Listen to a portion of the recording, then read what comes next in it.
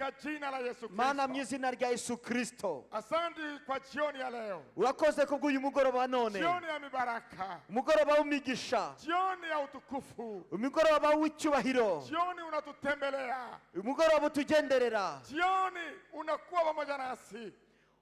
Umugoroba mwami ujya kugaragara mu buryo bukomeye cyane. Jioni ya kutenda miujiza na maajabu. Umugoroba ujya kugaragaza ibitangaza n'ibimenyetso hagati yabo. Jioni ya kuponya na kufungua.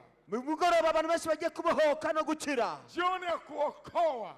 Umugoroba abantu benshi bagiye gukizwa. Tunaacha mtumishi wako katika mikono yako. Umukozi wawe tumushyira mu biganza byawe data. Baba umutumie kama chombo tu. Mwami umukoresha nk'igikoresho cyawe. Pamoja na interprete wake. Hamwe n'ugiye kumusemurira. Roho wako Mtakatifu ashuke juu yao. Wose ikiganza cyawe kibe hejuru yabo. Roho Mtakatifu anene pamoja nao. Mana ubane nabo. Maneno yatakayosemwa ndani ya kinywa chao. Amagambo yose agiye gusohoka mu kanwa kabo. Yatoke kwa roho yako. Abe amagambo avuye mu mutima wawe. Yafungue.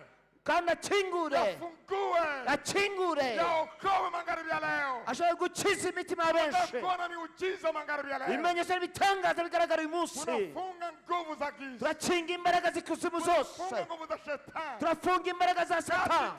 Mu izina rya Yesu Kristo. Roho Mtakatifu kushuka. Turasaba ngo imbaraga zo mu ijuru zimanuke. Imbaraga z'umwuka wera zigaragare hagati yacu. Mana ukingura imitima y'umwuka kugira ngo dushobore kumva ibyo ushaka kutubwira. Mu izina rya Yesu Kristo dusabye. Amen. Amen.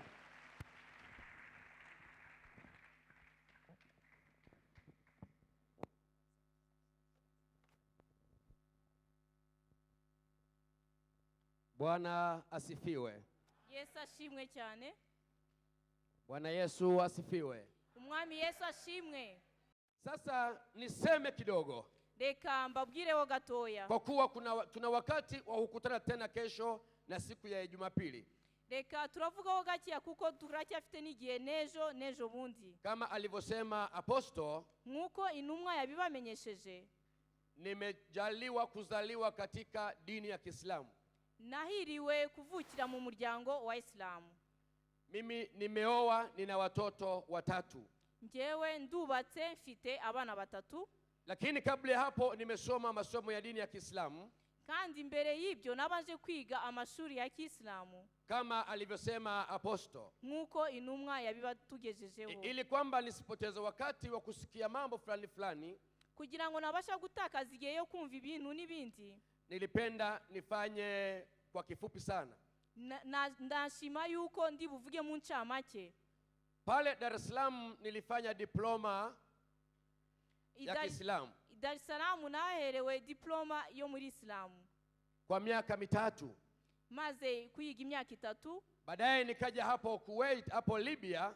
Hanyuma njya mu gihugu cya Libya. Nikafanya miaka 8 nikapata degree ya kwanza ya Kiislamu. Niga imyaka 8 mbona impamyabumenyi ya mbere yo muri Islamu. Baadaye hapo nilikwenda Kuwait City. Hanyuma y'ibyo nagiye Kuwait. Kwa miaka 6 nikafanya degree ya pili ya Kiislamu. Niga imyaka 6 nanone mbona indi impamyabumenyi ya kabiri ya Islamu. Baadaye hapo nikaenda Irani mjini Tehran. Nyuma y'ibyo njya muri Irani mu mujyi wa Tehran. Nikafanya miaka 4 nikapata degree ya 3 ya Kiislamu. Niga imyaka 4 mbona degree ya 3 ya Islamu. Baadaye hapo nikaenda Saudi Arabia. Nyuma yaho nagiye mu Buarabu kwa kozi ya miaka 2 ya uongozi. Hanyuma niga amashuri y'abayobozi mu myaka 2. Nikapata degree ya 4 ya Kiislamu. Mbona impamyabumenyi ya 4 ya Islamu. Ndipo nilipomaliza, hanyuma y'ibyo ndangije, wakuu wa nchi hizo ambazo apostle amesema hapa, abakuru b'ibyo bihugu intumwa yavugiye hano imbere, Ayatollah Khomeini, Saddam Hussein, Hussein Mubarak, Yasir Arafat, Kanali Muhammad Gaddafi. Wale watu walinifanya kuwa kiongozi wa dini ya Kiislamu. Abo ngabo banyimitse nk'umuyobozi w'idini ya Islamu. Kuanzia Tanzania, guhera i Tanzania, Kenya, muri Kenya, Uganda, Rwanda, Burundi na Kongo, ndetse no muri Kongo. Wakati ninafanya kazi katika Uislamu, igihe nari ndimo muri iyo mirimo ya Islamu, yako mambo niliyoyafanya ndani ya Uislamu mabaya sana. Hari ibintu byinshi bibi nakoze muri iryo dini rya Islamu. wakati sasa nimetimiza miaka 3 katika Uislamu, igihe nari maze imyaka 3 mu Uislamu, ndipo mtu anayeitwa mheshimiwa wa waheshimiwa, nicyo gihe uwitwa umwami w'abami, bwana wa mabwana, Uwiteka Imana ikomeye, mfalme wa wafalme, umwami w'abami, Mungu wa miungu, Imana nyiri Imana, Yesu Kristo, ndipo aliponijia akaniokoa. Aho ngaho niho yaziye arankiza, na mimi nikakubali kuokoka. hanyuma nanjye nemera gukizwa. Yesu akanituma, Yesu arantuma niwasaidie ndugu zangu Waislamu, mbafashe bene data b'Abayisilamu, ili na wao waweze kumjua Yesu Kristo, kugira ngo nabo babashe kumenya umwami Yesu. Kwa kifupi, mu magambo make, wakati ule nikiwa katika chuo kikuu cha Libya, nari ndi mu ishuri rikuru aho ngaho i Libya, kuna mambo niliyaona katika Qur'ani hari amagambo niboneye ukubwanjye muri Qur'ani ambayo ni tofauti na elimu tulikuwa tukifundishwa, kandi ayo magambo arahabanye n'amashuri batwigishaga. Baada ya kuona hivyo, maze kubisobanukirwa, nikaamua kuwaendea viongozi wangu wa chuo, hanyuma ngenda kureba abo bakuru b'ishuri ryanjye, ili kuwauliza, kugira ngo mbashe kubasobanuza, haya nayoyaona kwenye Qur'ani ni sawa? Ndababaza, ese ibino bintu mbonye muri Qur'ani ese byaba ari bizima? Mkuu wa chuo akaniuliza, ni mambo gani umeona? Umukuru w'ishuri arambaza, ese ni ibiki waba wabonye? Nikamweleza katika Qur'ani, ndamubwira ngo muri Qur'ani kuna kitabu kinaitwa Surati Al-Imran. hari igitabo cyitwa Surati Al-Imran. Sura Al-Imran aya ya 45, icyo gitabo cya 45, aya hii inasema, icyo gice kiravuga gutya. Kabla sijasoma aya hii ni kutahadharishe, mbere yuko nsoma iki gice reka mbanze ngutegure, maana kuna wengine wanasema Kiarabu ni lugha ya mapepo, kuko hari abantu bazi yuko Icyarabu ari ikirimi cy'amadaimoni. Kwa hiyo utakaposikia naanza kuzungumza Kiarabu, igihe ni utangira kumva ndimo kuvuga Icyarabu, usiseme kwamba sasa huyo dokta bado na mapepo ya Kiislamu, nuje kuvuga ngo uyu mukozi w'Imana aracyafite abadaimoni, na ukaanza kukemea, hanyuma ugatangira ugatokesha. Kiarabu ni kama lugha unaoijua Kiingereza la Kifaransa, Icyarabu rero ni ururimi nk'urundi, ni nk'icyongereza cyangwa urundi rurimi, na kuna Waarabu ambao wameokoka wanamwabudu Mungu katika lugha yao ya Kiarabu, kandi hari n'Abarabu bakijijwe baramya Imana mu rurimi rwabo rw'Icyarabu. na kila lugha unaijua duniani shetani anaifahamu, kandi buri rurimi rwose uzi ku isi Satani araruzi, lakini unapoingia kunena kwa lugha ukaanza kunena, shetani ndo hajui. ariko ururimi rumwe atabasha gusobanukirwa ni igihe utangiye kuvuga mu ndimi, kuko aho ngaho Satani ntabwo asobanukirwa.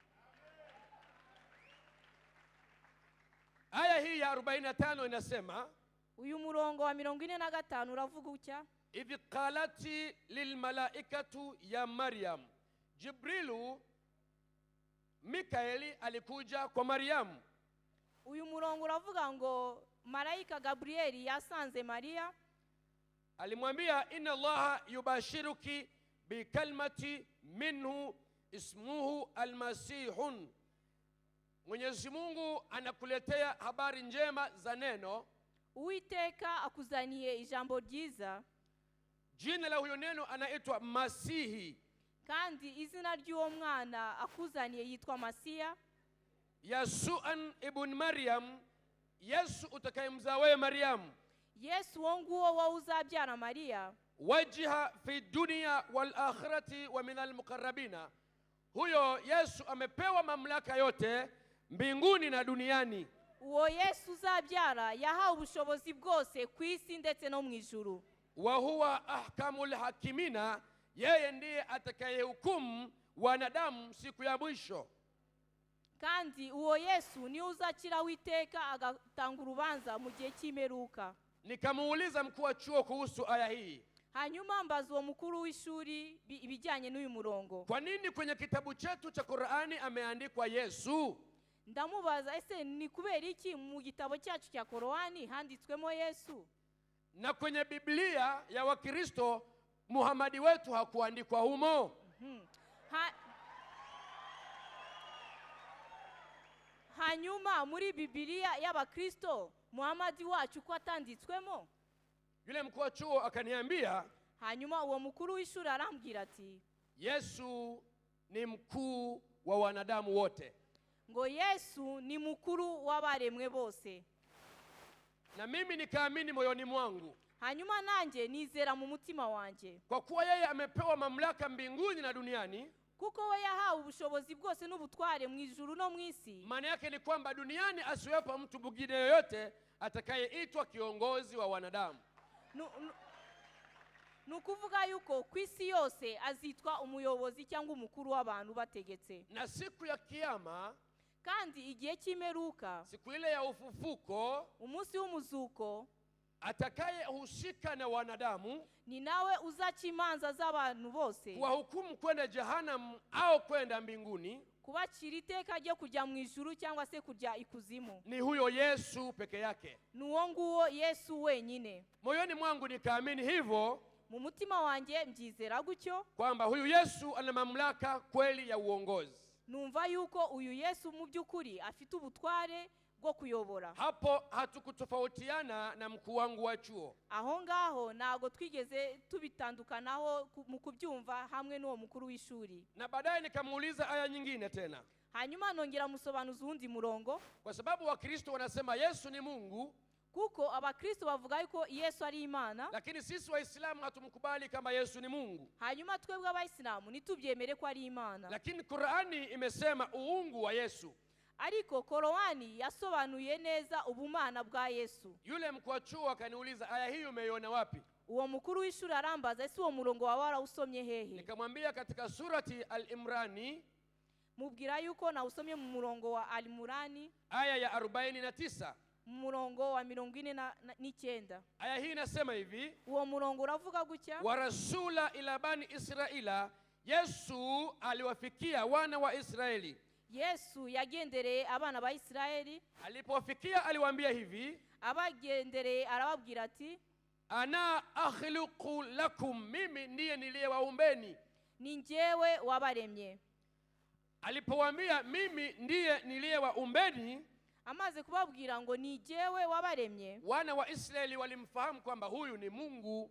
Abana ba Israeli bahise basobanukirwa yuko ari Imana. Mkuu wa chuo nikamuuliza hivi, hanyuma uwo mukuru w'ishuri ndamubaza ati, mtu mwenye sifa ya uumbaji anaitwa nani? Hanyuma umuntu ufite ubushobozi bwo kurema ninde? Akasema muumbaji ni Mungu. Aravuga ati umuremyi ni Imana. Nikamuuliza, kwa hiyo Yesu kwa kuwa ni muumbaji ni Mungu? Hanyuma ndamubaza, kuba Yesu ari umuremyi ese yaba ari Imana? Akasema tunafahamu hilo, lakini hatuwezi kuambia watu wote kwamba Yesu ni Mungu. Ambwira yuko ngo ibyo turabizi neza ariko ntidushobora kubibwira abantu bose yuko Yesu ari Imana. Yesu akawaambia tena wana wa Israeli, hanyuma Yesu yongera kubwira abana ba Israeli, fa anfukhu fihi, nilipowaumba niliwapulizia pumzi ya uhai ndani yenu. Arababwira ati maze kubarema nabahumekeyemo umwuka w'ubuzima. Nikamuuliza tena mkuu wangu wa chuo, hanyuma nongera mbaza uwo mukuru w'ishuri, huyu mtu anayeumba alafu anaweka uhai ndani ya kitu alichokiumba ni nani? Hanyuma ndongera ndamubaza, ese uwo muntu urema yarangiza agahumekera umwuka w'ubuzima mu bantu ese yaba ari inde? Akasema, bwana nilishakwambia usinisumbue, huyo ni Mungu.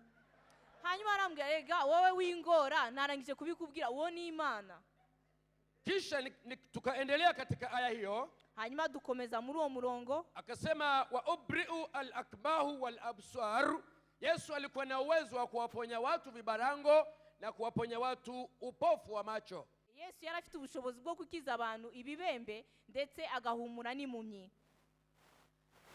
Aya inaendelea kusema, wa uhya al-mauta, Yesu ana uwezo wa kufufua waliokufa, waliozikwa kabisa, akiwafufua anawawekea uzima tena. Hanyuma dukomeje muri uwo murongo haravuga ngo Yesu afite n'ubushobozi bwo kuzura abantu bapfuye bagahambwa, akongera akabazamura, akongera akabaha ubuzima. Nikamuuliza mkuu wangu wa chuo, hanyuma nongera mbaza uwo mukuru wanjye w'ishuri, haya mambo Muhamadi wetu anaweza kuyafanya? ese uwo Muhamadi wacu yababasha gukora ibi ngibi? Akasema hapana, ni Yesu tu peke yake kwa kuwa ni Mungu.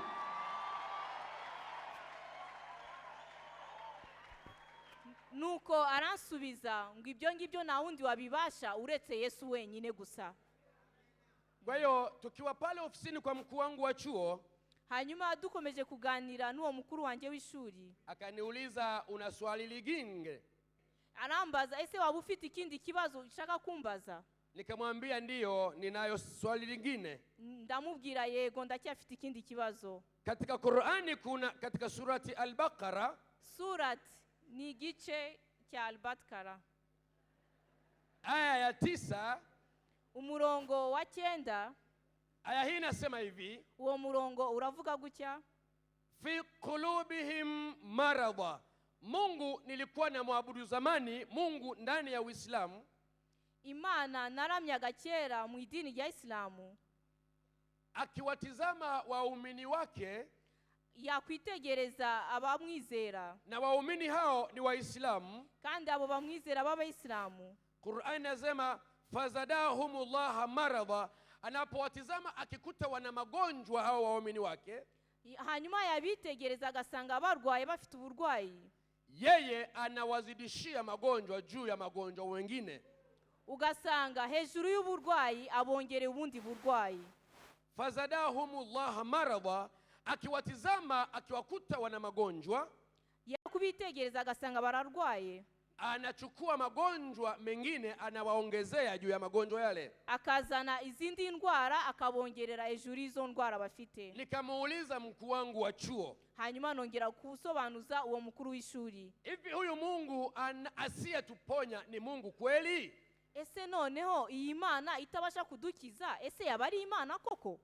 Yule mkuu wa chuo akasema, sasa wewe, uwo mukuru w'ishuri arambwira, noneho wowe unataka kunichokoza? Wowe urashaka kunchokoza tu.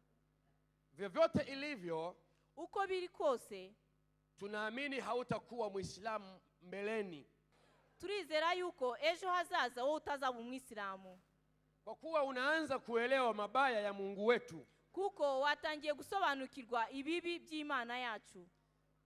Sasa nikasema kama huyu Mungu yuko namna hii, noneho ndavuga ese iyi Imana nibimeze gutya, nina maswali juu yake.